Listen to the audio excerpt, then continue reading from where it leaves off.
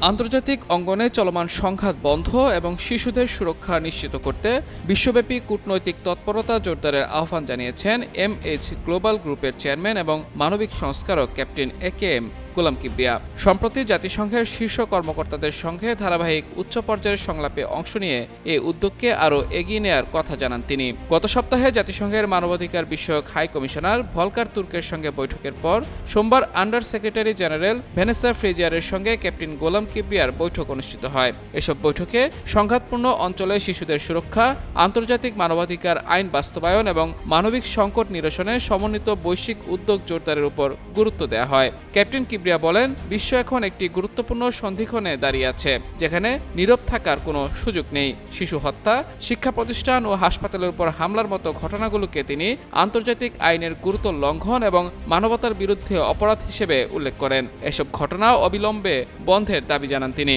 এদিকে সাম্প্রতিক আলোচনায় আন্তর্জাতিক সম্প্রদায়ের দৃঢ় অবস্থান আরও স্পষ্ট হয়েছে বলেও দাবি করেন তিনি। ক্যাপ্টেন কিবরিয়া সতর্ক করে বলেন, এ ধরনের নৃশংসতার মুখে নীরব থাকা নিরপেক্ষতা নয়, বরং তা অপরাধকে প্রশ্রয় দেওয়ার শামিল।